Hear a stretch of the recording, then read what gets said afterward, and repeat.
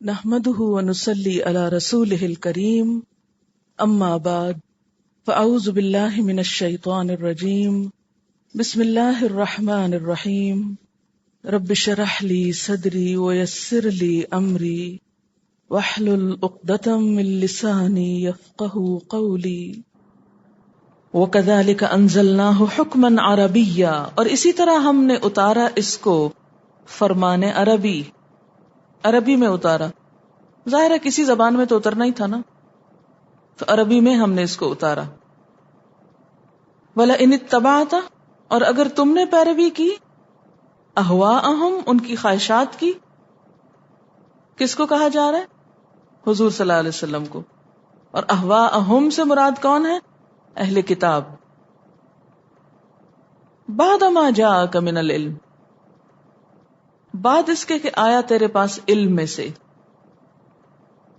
یعنی علم آنے کے بعد اگر تم نے یہود و نصارہ کی پیروی کی، ان کی خواہشات اور ان کی مرضی کی، ما لک من اللہ من ولی ولا واق، صاف بات ہے کہ اللہ کی طرف سے تمہارے لیے نہ کوئی دوست ہوگا نہ بچانے والا. کس کو کہا جا رہا ہے؟ حضور صلی اللہ علیہ وسلم کہ آپ کے لیے کوئی مددگار نہیں ہوگا، آپ کو کوئی بچانے والا نہیں ہوگا اگر آپ نے علم کے باوجود ان کی خواہشات کی پیروی کی. جیسے سورۃ البقرہ کی آیت 145 میں آتا ہے نا، قبلے کی تحویل کے بارے میں جب پڑھا تھا آپ نے، وَلَئِنْ أَتَيْتَ الَّذِينَ أُوتُوا الْكِتَابَ بِكُلِّ آيَةٍ مَا تَبِعُوا قِبْلَتَكَ وَمَا أَنْتَ بِتَابِعٍ قِبْلَتَهُمْ وَمَا بَعْضُهُمْ بِتَابِعٍ قِبْلَةَ بَعْضٍ وَلَئِنِ اتَّبَعْتَ أَهْوَاءَهُمْ مِنْ بَعْدِ مَا جَاءَكَ مِنَ الْعِلْمِ إِنَّكَ إِذًا لَمِنَ الظَّالِمِينَ. تو کیا مطلب ہے اس کا؟ کہ آپ صلی اللہ علیہ وسلم کو بھی کس کی اجازت نہیں تھی؟ لوگوں کی خواہشات کی پیروی کرنے کی. اچھا ہم کو ہے؟ اگر آپ کو نہیں تھی اور ہم آپ کی امت ہے تو کیا ہم کو ہے؟ لکھیے نا ذرا اپنے پاس. کیا مجھے اس بات کی اجازت ہے؟ کیا میرے پاس اس بات کا لائسنس ہے کہ میں اپنی زندگی لوگوں کی خواہشات کے مطابق گزاروں؟ اور اگر میں گزاروں تو نتیجہ کیا ہوگا؟ حضور کو کیا کہا گیا؟ آپ کے لیے کیا ہوگا؟ کیا آپ ان سے بھی بڑھ کے لاڈ لیں؟ کہ اپنے محبوب کے لیے تو اللہ تعالیٰ اتنے سخت الفاظ استعمال کریں اور آپ کو چھوٹ دے دیں، ہے نا؟ کیونکہ آپ کہیں گے ہمارے پاس تو علم ہی نہیں تھا اور اسی لیے تو ہم علم حاصل نہیں کرتے تھے. یہی کہتے ہیں نا، نہیں بھئی پڑھ لیا تو پھر پکڑے جائیں گے. آپ کے گھر میں شیلف پہ رکھا ہوا ہے، آیا ہوا ہے، پہنچا ہوا ہے، آپ کھولیں کہ نہ کھولیں، یہ تو پھر آپ کی اپنی مرضی ہے نا. ہر گھر میں رکھا ہوا ہے، بچ کے کہاں جا سکتے ہیں؟ ان چھوٹی چھوٹی باتوں پہ اللہ کو دھوکہ دے دیں گے ہم. نبی صلی اللہ علیہ وسلم کو اہل کتاب یہود اور نصارہ کی خواہشات پر چلنے سے منع کیا گیا، اور یہاں تک کہا گیا پہلے پارے میں کہ لن تردان کل یہود ولن نصارہ، ہرگز راضی نہیں ہوگے، خوش نہیں ہوگے آپ سے یہود اور نصارہ. کب تک؟ حتی تتبع ملتہم، یہاں تک کہ آپ ان کے طریقوں کی، ان کے ملت کی پیروی کریں. آج ہمارا حال کیا ہے؟ ہم آنکھیں بند کر کے کس کی پیروی کر رہے ہیں؟ کس کے طریقوں کو فالو کریں؟ کس سے مروب ہیں؟ کس سے متاثر ہیں؟ اپنا دین، ملت، ایمان، طور طریقے، رسم رواج سب کچھ چھوڑ بیٹھے ہیں ان کی خاطر، اور وہ مدد پھر بھی نہیں آپ کو دیتے. انسان اپنا دین کب بیچتا ہے؟ ایمان کب داؤ پہ لگاتا ہے؟ دنیا کے حقیر فائدوں کے لیے. نہ وہ ملے نہ وہ ملا، نہ خدا ہی ملا نہ وصال سنگ. راضی یہ بھی نہ ہوئے. یہ انسان کا بڑا سخت امتحان ہوتا ہے نا. اور صرف خود کو منانے کی ضرورت ہوتی ہے، خود کو منانے کی. جس چیز پہ خود ہم مان جائیں گے اس میں کوئی مشکل نہیں رہے گی. اور خود ہم کیوں نہیں مانتے؟ کچھ دنیاوی مفادات کے لیے ہمارا ماننے کو دل نہیں چاہتا. پتہ چل جانے کے باوجود، من بعد ما جاءک من العلم، علم ہونے کے باوجود چند مفادات ہم کو پکڑے ہوئے ہیں، روکے ہوئے ہیں. اور خاص طور پر یہ آیت علم والوں کو جھنجھوڑنے والی، جو دین کو لوگوں کے مفاد کے مطابق پیش کرنا چاہتے ہیں، ان کی خواہشات کے مطابق موڑ توڑ دیتے ہیں کہ لوگ راضی رہیں. لوگوں نے نہ بچانا ہے، نہ چھڑانا ہے، نہ کام آنا ہے. فرمایا وَلَقَدْ أَرْسَلْنَا رُسُلًا مِّن قَبْلِكَ، آپ سے پہلے بھی ہم نے کئی رسول بھیجے. وَجَعَلْنَا لَهُمْ أَزْوَاجًا وَذُرِّيَّةً، اور ہم نے ان کے لیے بیویاں بھی بنائیں اور بچے بھی. رہبانیت کی تردید ہے. انہوں نے شادیاں بھی کی اور ان کی اولاد بھی تھی. اصل میں لوگ اعتراض کرتے تھے نا کہ آپ کیسے رسول ہیں کہ آپ بیوی بچوں والے ہیں؟ اگر آپ واقعی اللہ والے ہوتے تو آپ شادی کیوں کرتے؟ ان کے نزدیک اللہ والا کون ہوتا ہے؟ جو شادی نہ کرے، جس کے بچے نہ ہوں، جو دنیا کے کسی کام جھنجٹ میں نہ پڑے، ان سب چیزوں سے آزاد ہو. یہی خود ساختہ معیار وہ حضور صلی اللہ علیہ وسلم میں دیکھنا چاہتے تھے. ہم نیکی اور تقوی کا نا اپنے ذہن میں ایک امیجنیشن قائم کرتے ہیں، پھر لوگوں کو اس کے اوپر پرکھتے ہیں. جو اس آئینے میں فٹ آ جاتا ہے اس کو ہم متقی کا سرٹیفکیٹ دے دیتے ہیں، جو نہیں آتا وہ کچھ اور ہوتا ہے. تو یہ سرٹیفکیٹ کسی انسان سے لینے کا نہیں ہوتا کہ کون متقی اور کون نہیں. یہ اللہ سے لینے کی چیز ہے، کیونکہ تقوی دل کی کیفیت ہے جو کسی اور کے علم میں نہیں آتی. کہ ہم کہیں فلاں کا عمل تقوی کے خلاف ہے اور فلاں کا عمل. وَلَقَدْ أَرْسَلْنَا رُسُلًا مِّن قَبْلِكَ وَجَعَلْنَا لَهُمْ أَزْوَاجًا وَذُرِّيَّةً. شادی، عبادت، بچوں کی پیدائش، تعلیم، تربیت، صدقہ جاریہ. اسی لیے تو ہمارا دین ایک بیلنس دین ہے، جو دین اور دنیا دونوں کا کمبینیشن ہے، دونوں کو ساتھ لے کر چلتا ہے.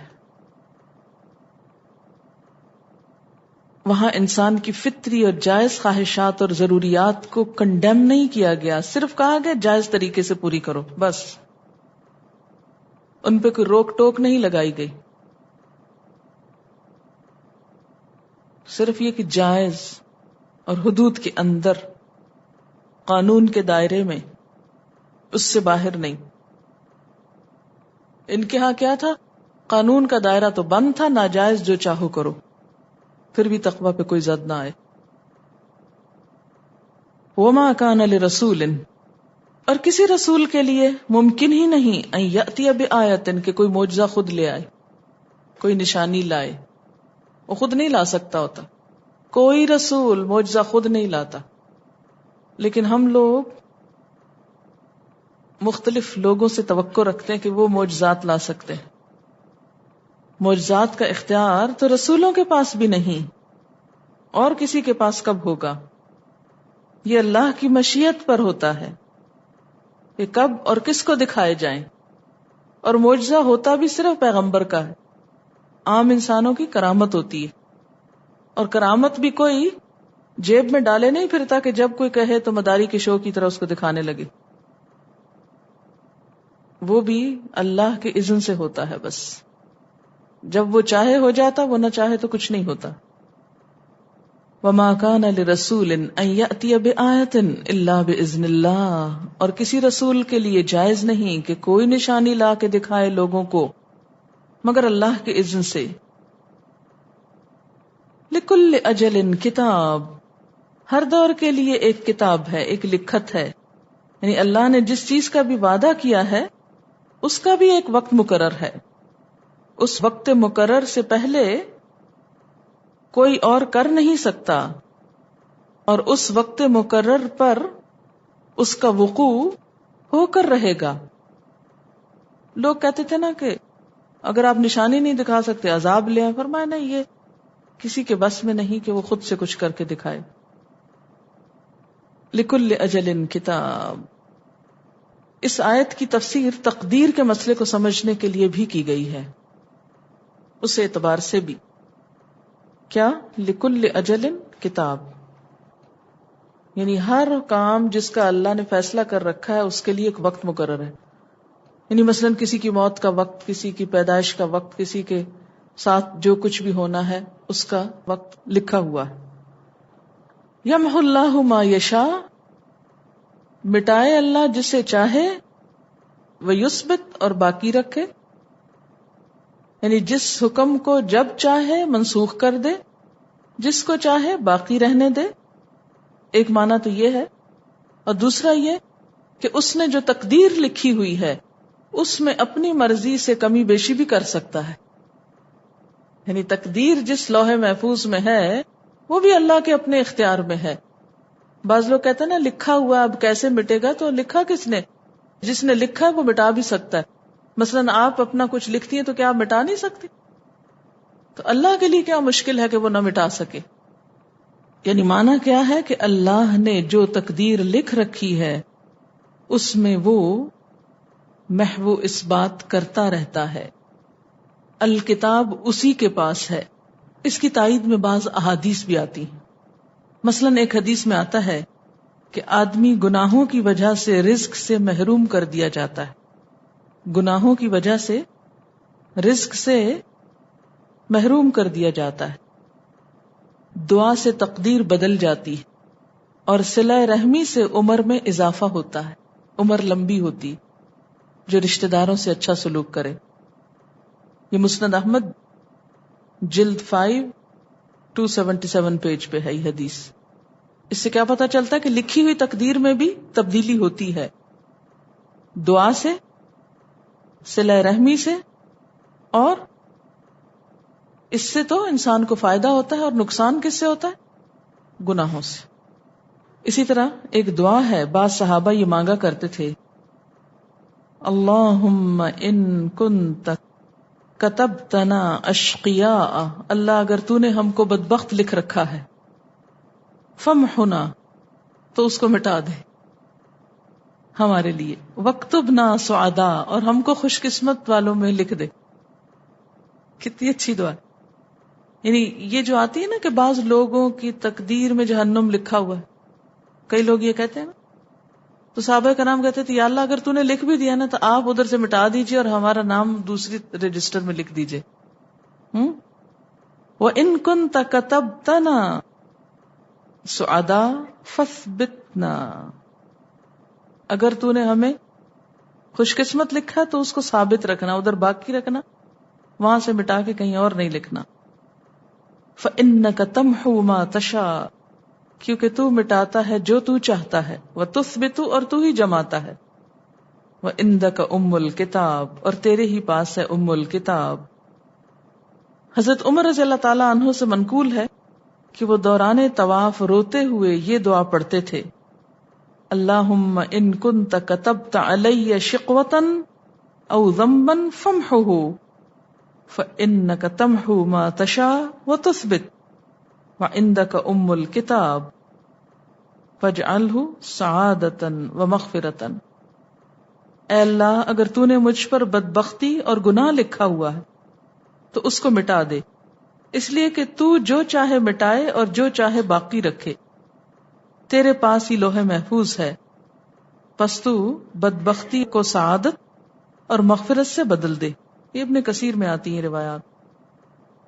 وَإِمَّا نُرِيَنَّكَ بَعْدَ الَّذِي نَعِدُهُمْ، اور اگر ہم دکھا دیں آپ کو بعض وہ چیز جس کا ہم ان سے وعدہ کر رہے ہیں، دھمکی دے رہے ہیں ان کو، او نَتَوَفَّيَنَّكَ، یا ہم آپ کو فوت کر دیں، فَإِنَّمَا عَلَيْكَ الْبَلَاغُ، تو بے شک آپ کے ذمہ ہے پہنچانا، وَعَلَيْنَا الْحِسَابُ، اور ہم پر ہے حساب، ہمارے ذمہ ہے حساب لینا. یہ جواب ہے کس چیز کا؟ ان کے سوال کا کہ عذاب آ کیوں نہیں جاتا.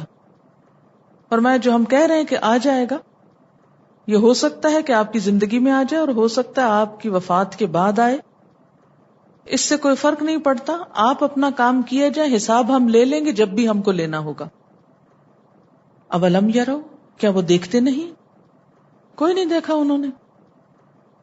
انا نأتی الارض، کہ ہم لا رہے ہیں زمین کو، ننقصها، کمی کر رہے ہیں اس میں، من اطرافها، اس کے اطراف سے، اس کے کناروں سے. کیا یہ لوگ دیکھتے نہیں ہیں کہ ہم زمین کے اطراف میں کمی کر رہے ہیں، زمین کو سکیڑ رہے ہیں.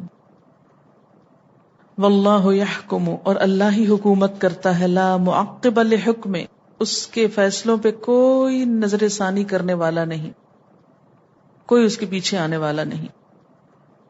اس کے دو معنی. ایک مطلب تو یہ ہے کہ یہ کافر جو عذاب کے مطالبے کرتے ہیں، یہ دیکھ نہیں رہے کہ آہستہ آہستہ اسلام پھیل رہا ہے اور ان کی زمین تنگ ہو رہی. اطراف ہاں سے مراد مکہ یا اطراف کی زمین جو ان پہ تنگ ہو رہی تھی، کہ یہ تھوڑے ہو رہے تھے اور اسلام زیادہ ہو رہا تھا. اب آپ دیکھیں نا کہ آپ صلی اللہ علیہ وسلم جب مکہ سے مدینہ تشریف لے گئے تھے تو مسلمان کتنے تھے؟ آلموسٹ 1000 کے قریب، 100. اور جب 7-8 سال کے بعد واپس مکہ آئے فتح کرنے کو تو کتنے ہو چکے تھے؟ 10,000. تو اب آپ خود سوچیں، 10,000 میں بدلے تو سمٹے کون؟ کافر، کم کافر پڑے. تو ایک معنی تو اس کا سمپلی یہی ہے کہ یہ کافر کیوں نہیں سمجھتے کہ اسلام حق ہے اور وہ پھیلتا چلا جا رہا ہے اور کفر کی زمین ان پہ تنگ ہوتی چلی جا رہی ہے، اور فیصلہ تو اللہ ہی کا چلتا ہے. دوسرا معنی فزیکل سینس میں بھی ہے. آپ کو معلوم ہے کہ اس وقت سائنٹسٹ کا یہ خیال ہے کہ زمین جو ہے سکڑ رہی. زمین شروع میں اپنے سائز سے کئی گنا زیادہ بڑی تھی، پھر ٹھنڈی ہوتی ہوتی ہوتی ہمارے رہنے کے قابل ہوئی، چھوٹی ہوئی، اور ابھی بھی اس کے کور کے اوپر پریشر بڑھتا چلا جا رہا ہے، اور قیامت کی پیشن گوئی بھی یہاں سے ہی کی جا رہی ہے. زمین کو آپ اس کی بناوٹ کے اعتبار سے تقسیم 3 حصوں میں کر سکتے ہیں. ایک اس کا سب سے اندر والا چھوٹا سرکل ہے ریڈ ہاٹ، اس کا کور سالڈ انر کور ہے، وہ جو نیوکلس اس کا بالکل اندر کا حصہ. پھر اس کے باہر لکوڈ آؤٹر کور ہے، یعنی اندر کا سالڈ ہے، پھر باہر کیا ہے؟ لکوڈ ہے، جو لاوا وغیرہ ہوتا ہے نا. اچھا، تو یہ کور جو ہے یہ ایک طرح سے 2 طرح کا ہو گیا، 2 قسم میں. پھر اس کے بعد مینٹل ہے، اس کے اوپر والا لیئر جو ہے مینٹل کہلاتا ہے. پھر آخری حصہ جس کے اوپر ہم رہ رہے ہیں کرسٹ کہلاتا ہے، کرسٹ آف راک. اب آپ دیکھیں کہ زمین کا اندر کا حصہ جو ریڈ ہاٹ ہے، زمین کے سکڑنے کی وجہ سے، کہتے ہیں کہ زمین سکڑ رہی ہے نا، اور ٹھنڈی ہو رہی ہے اور سکڑ رہی ہے، اس کے سکڑنے کی وجہ سے وہ جو اندر کا حصہ ہے نا اس پہ دباؤ بڑھ رہا ہے. اور کہتے ہیں کہ اس پریشر کی جب بہت کثرت ہو جائے گی تو یہ کریک ہو جائے گا، پھٹ پڑے گا یہ دھماکے سے، اور قیامت آ جائے گی. مشہور اسٹرانومسٹ جن کا نام ہے سر جیمز جینز، 1877 سے 1946 تک انہوں نے کام کیا. انہوں نے ایک تھیوری پیش کی تھی.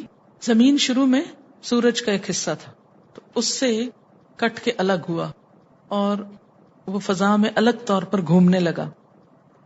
شروع میں اس کا ٹیمپریچر وہی تھا جو سورج کا ہے، اور یہ الگ کیوں ہوا؟ کیونکہ سورج کے پاس سے ایک بہت بڑا ستارہ گزرا تھا، اس کی کشش نے کیا کیا؟ سورج کا کچھ حصہ کھینچ لیا. اب یہ حصہ جو ہے نا الگ ہو کے فضا میں گھومنے لگا. اب یہ گھومتے گھومتے کیا ہوا؟ ٹھنڈا ہونے لگا. ہوتے ہوتے ہوتے اس کا اوپر کا حصہ بالکل ٹھنڈا ہو کے رہنے کے قابل ہوا جب انسان تشریف لایا یہاں. یہ ایک نظریہ ہے، حقیقت تو اللہ ہی بہتر جانتا ہے، لیکن نظریہ یہی بتایا جاتا ہے. اور یہ سکڑنا اور ٹھنڈا ہونا اس کا ختم نہیں ہوا بلکہ جاری ہے. تو زمین سکڑ رہی ہے. تو قرآن کیا کہتا ہے؟ یہ کافر دیکھتے نہیں کہ زمین کم ہو رہی ہے. اور جو مختلف تھیریز پائی جاتی ہیں اس وقت زمین کے بارے میں، اس میں ایک یہ ہے کہ زمین ایک وقت میں اپنے موجودہ سائز سے 100 گنا بڑی تھی، 100 times bigger than the present size، اور 5 بلین سال میں سکڑ کر یہ اس سائز کو پہنچی. 5 بلین ایئرز میں یہ اتنا سائز ہوا ہے، 100 times سے چھوٹا ہوتے ہوتے اتنی اور ابھی بھی یہ کم ہو رہی. ایک تیسرا معنی کہ زمین کے ڈسٹنس کم ہو گئے، گلوبل ولیج بنتی جا رہی. واللہ یحکم لا معقب لحکمہ، اللہ فیصلہ کرتا ہے، اس کے فیصلے پر کوئی سیکنڈ اوپینین نہیں دے سکتا. وہو سریع الحساب، اور وہ جلد حساب لینے والا ہے.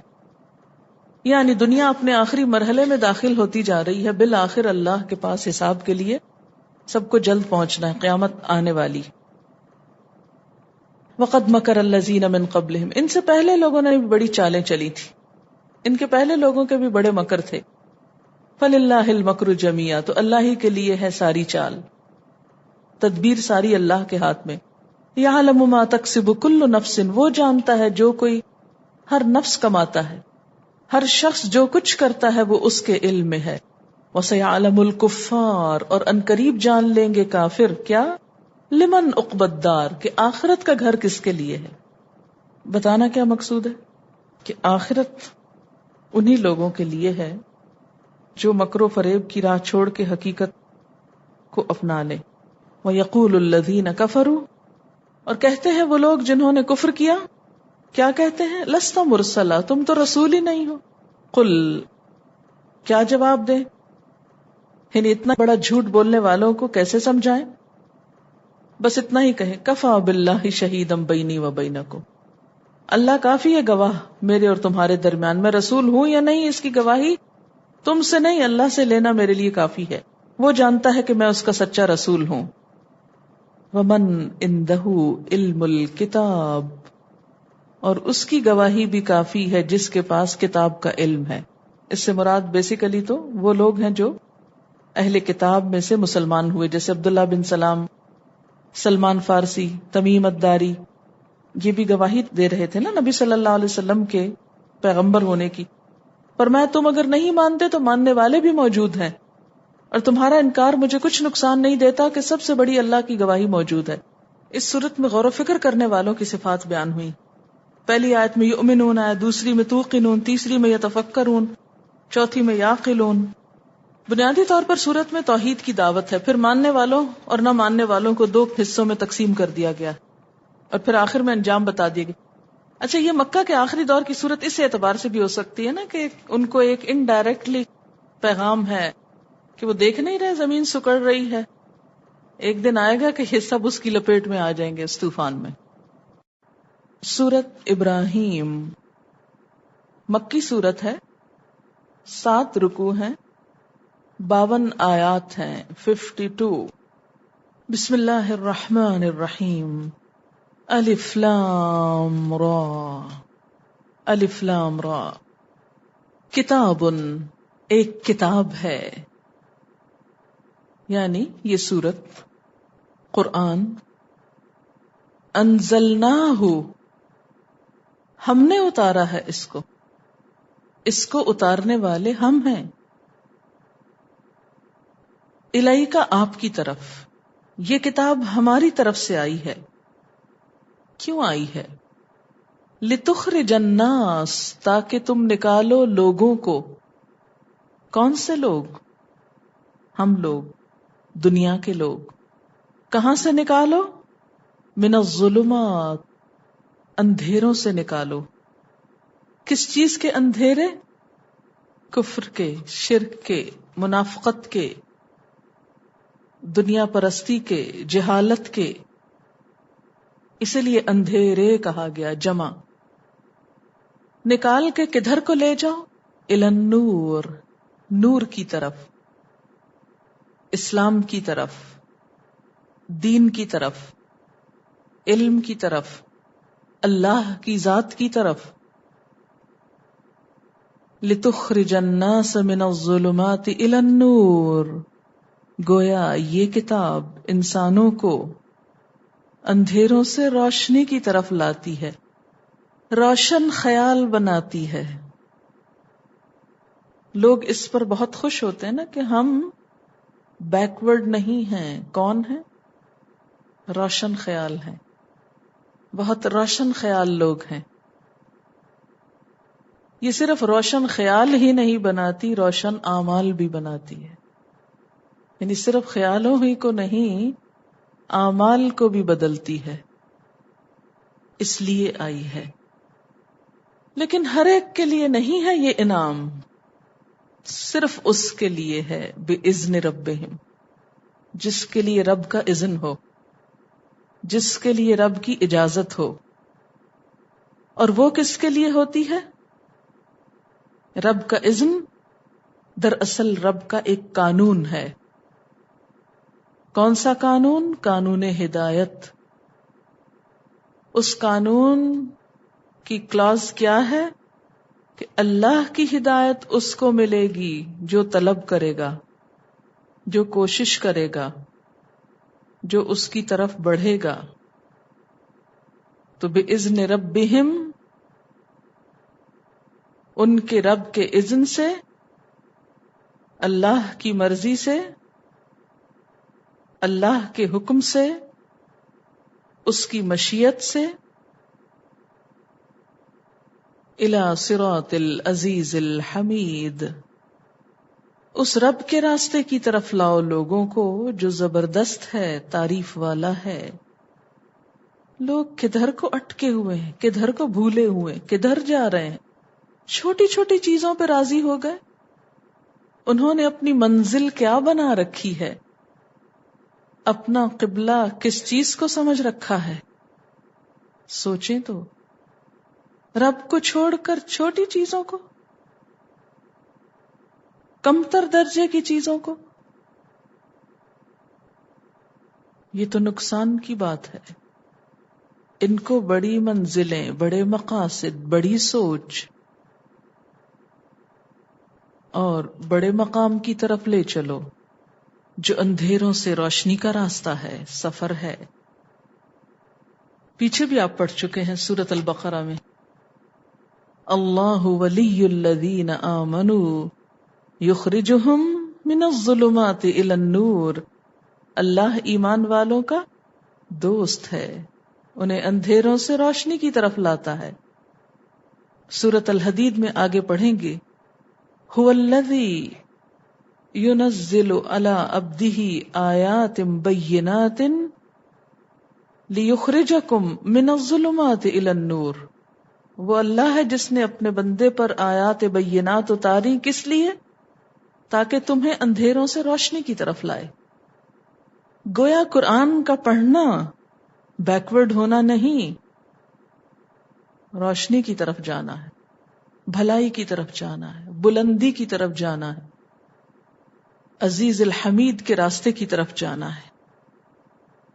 وہ کون ہے؟